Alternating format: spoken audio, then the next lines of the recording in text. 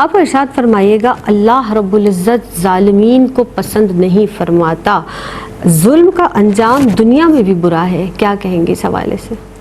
شکریہ زینب. دیکھیں جب بھی کوئی کسی پر زیادتی کرتا ہے، ظلم کرتا ہے، تو اسے یہ یاد رکھنا چاہیے کہ وہ اللہ دیکھنے والا ہے، جاننے والا ہے، سمیع و بصیر سے کوئی بات چھپی ہوئی نہیں ہے. آپ سمجھتے ہیں کہ آپ کا کسی کو پتہ نہیں چلے گا زیادتی کا، نہیں، وہ رب جانتا ہے. اور زیادتی کی اتنی صورتیں ان دیندار طبقوں میں آ چکی ہیں، جیسے بہنوں کو وراثت میں بیٹیوں کو حق نہ دینا، ان کے ساتھ زیادتی کرنا، یا اور گھروں کی سطح پر آپ دیکھیں تو بہوؤں کو وہ حق نہ دینا. کسی بھی طریقے سے ظلم یا زیادتی، آپ مال حرام لیتے ہیں، ایک لقمہ بھی آپ نے غصب کیا کسی کا مال تو 40 دن کی عبادات اور دعائیں قبول نہیں ہوتی. اس قدر اس پر وعیدات ہیں. اور اللہ رب العزت نے فرمایا لَهُمْ فِي الدُّنْيَا خِزْيٌ وَلَهُمْ فِي الْآخِرَةِ عَذَابٌ عَظِيمٌ. دنیا میں بھی ذلت و رسوائی ہے ان کے لیے. اور آپ کسی کے ساتھ زیادتی کرتے ہیں تو آپ سمجھتے ہیں کہ کیا وہ جواب میں آپ کو محبتیں دے گا، عزتیں دے گا؟ زینب کسی کا میں نے پڑھا تھا کہ جیسے انسان کو غذا کی ضرورت ہے، ایسے ہی انسان کو محبت اور عزت کی بھی ضرورت ہے. بالکل. تو جب آپ خود غرضی دکھاتے ہیں، تکبر اور خود پسندی کا شکار ہوتے ہیں، پھر آپ توقع رکھیں کہ آپ کو وہ روحانی غذا ملے محبت اور عزت کی، وہ نہیں مل سکتی. اور اگر اللہ نے آپ کو ڈھیل دی ہوئی ہے، کیونکہ اللہ رب العزت نے قرآن مجید میں ارشاد فرمایا کہ فی طغیانہم یعمہون، کہ اللہ جب ان کو پکڑے گا، پہلے ڈھیل دی جاتی ہے، پھر جب پکڑے گا تو ان کی پکڑ اللہ کی بڑی سخت ہوتی ہے.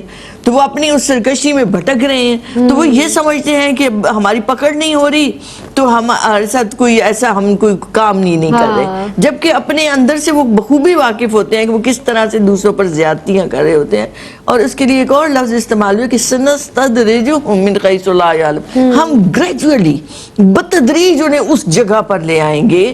یعنی یہ جو ڈھیل دی گئی ہے، اس میں ایک حکمت ہے کہ اللہ رب العزت کی رحمانیت ہے، رحیمیت ہے کہ وہ توبہ کر لے، وہ پلٹ آئے. کل یا عبادی الذین اسرفوا علی انفسہم لا تقنطوا. یہ تو رب کی اپنے بندوں سے، مخلوق سے محبت ہے کہ وہ پلٹ آئیں، وہ لوٹ آئیں. تو انہیں مہلت اس لیے بھی دی جاتی ہے کہ جس کے ساتھ زیادتی کی ہے اس کا کفارہ ادا کریں، اس کا ازالہ کر دیں.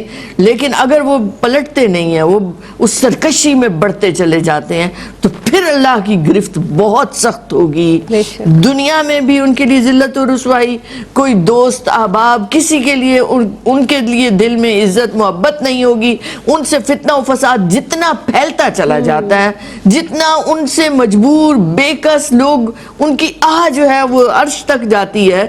کیوں حضور نے فرمایا کہ مظلوم کی بد دعا سے بچو، کہ کوئی چیز اس کی اور اللہ کے درمیان پھر حائل نہیں ہوتی. آگ کی چنگاریوں کی طرح وہ آسمان تک جاتی ہے. ایک جگہ میں نے پڑھا تو یہ چنگاریوں کی طرح جانا کیا ہے کہ اب وہ براہ راست اللہ کی بارگاہ میں اپنی عرضی پیش کر رہا ہے، تو پھر آپ کے لیے کہیں کوئی ٹھکانہ نہیں رہے گا. تو آپ کے لیے ذلت ہے، رسوائی ہے، آپ کے لیے بدنامی ہے، آپ کے ظلم سے معاشرے میں تباہی ہے، فتنہ و فساد پھیل رہا ہے.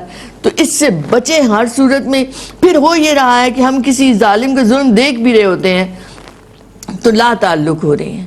یاد رکھیں اس سے بھی معاشرے میں فتنہ و فساد کو پھیلنے میں مدد ملتی ہے، کیونکہ مظلوم اپنی مجبوری میں، بے کسی میں حد سے زیادہ وہ جا رہا ہے، مایوسی میں جا رہا ہے، شکستہ ہو کر جا رہا ہے، انتقام کی آگ بھڑک رہی ہے، تو باقی لوگوں پر بھی ذمہ داری آتی ہے. اس لیے تو حضور کے ایک فرمان مبارک ہے کہ ظالم کو روکنا اس پر بھی احسان ہے کہ آپ نے اسے بھی بچا لیا ظلم کرنے سے. تو یہ ہماری ذمہ داری فرض عین ہے، ایک مومن کی شان ہے کہ وہ امر بالمعروف حقیقت میں ہے ہی کیا کہ ظالم کو روکیں. اسے ظلم سے روکنا اس کی بھی مدد ہے اور مظلوم کی بھی مدد ہے. تو دونوں کی مدد بیک وقت کر رہے ہوں گے. تو یہ اہل علم، اہل آگہی کے لیے ایک وہ سوچنے کی بات ہے کہ وہ جس جگہ پر بھی زیادتی ہوتی دیکھے تو اسے اپنے دل سے برا جانے، ہاتھ سے روکنے کی کوشش کریں، طاقت سے روکنے کی کوشش کریں.